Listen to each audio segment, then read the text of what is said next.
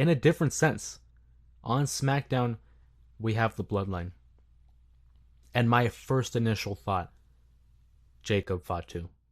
What an impression he made on Friday Night SmackDown. Taking out Grayson Waller, Austin Theory, the tag team champs DIY.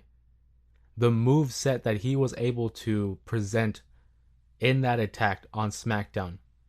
I'm watching it live and I'm thinking, wow, they're actually letting him go for it. You saw the moonsault, the springboard moonsault. You see, again, I've seen the comparisons of him and like Umaga. The ferocity, the strength, the fierce, the power that Jacob Fatu has. It's hard not to, you look at Jacob Fatu. It's hard not to see that, hey, this guy's going to be a star coming out of the Bloodline. All respect to the Gorillas of Destiny, Tama Tonga and Tonga Loa. Obviously, Solo Sikoa, who's the new tribal chief, apparently.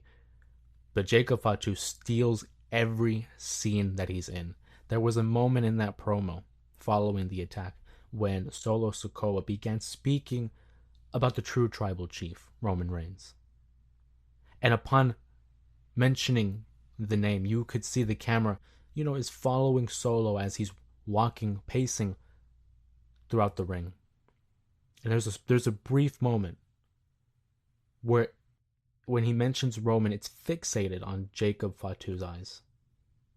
And we get a little zoom, and then Solo walks right back into frame. That was an interesting choice. There's theories. What if Jacob Fatu is a double agent and is actually working with Roman? I don't know, but with WWE, these last few years, last year and a half, we'll say, you can say they're very deliberate about their choices, specifically with the camera work.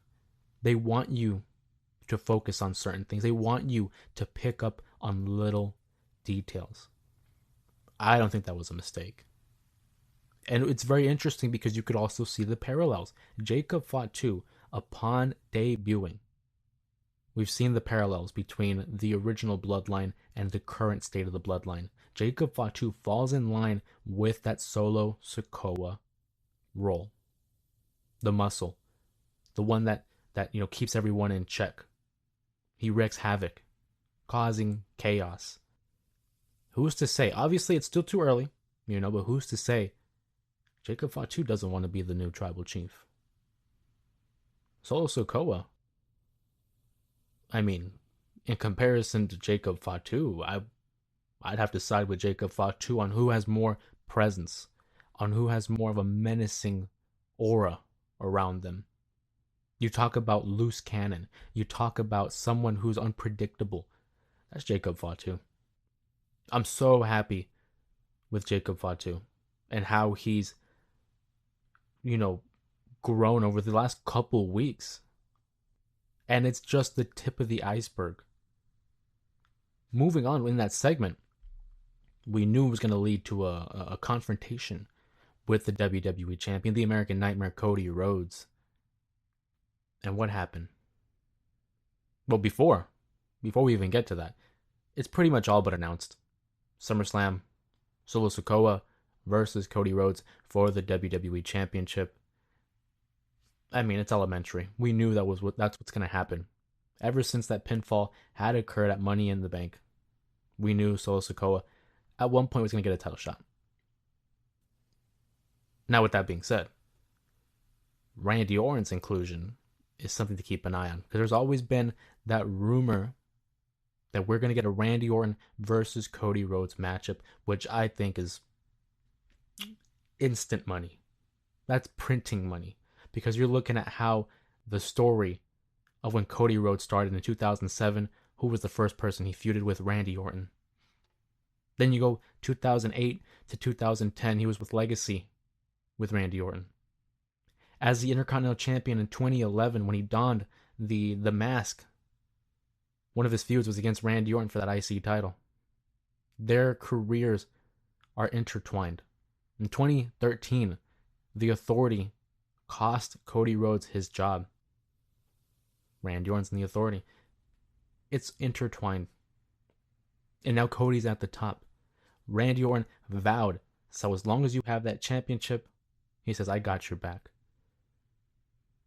Keep in mind, Randy Orton's the Viper, and snakes, they'll turn on you.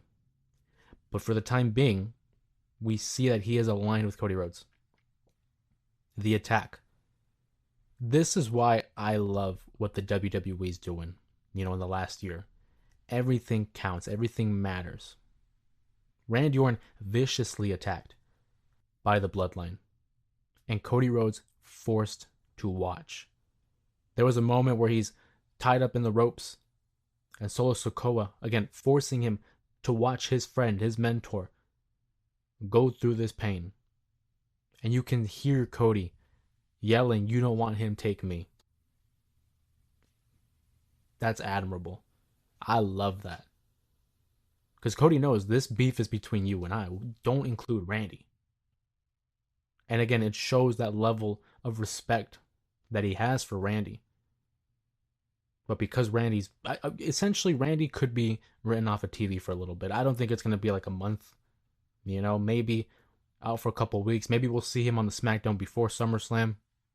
But for the time being, I think Cody's riding this solo. No pun intended.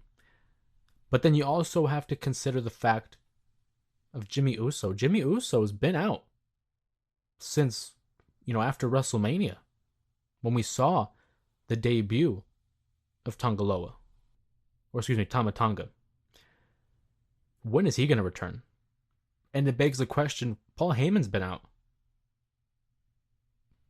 What about Roman Reigns? I think we get Jimmy Uso first. I think Paul Heyman comes with Roman.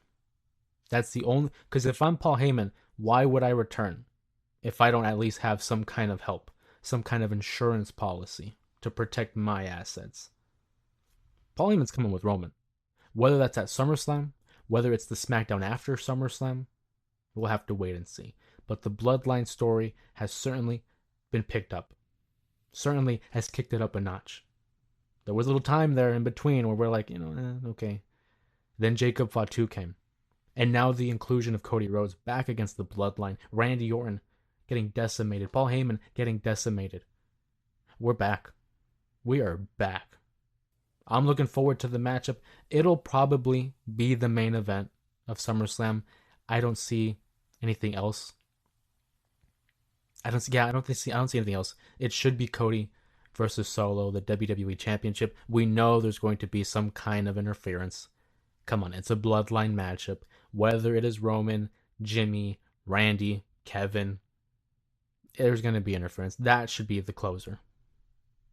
But you look at how WWE has managed to increase its depth, certainly with the Bloodline. You look at how they've managed to bring Tama Tonga and Tonga Loa. You already know how I feel about Jacob Fatu. What a beast, man.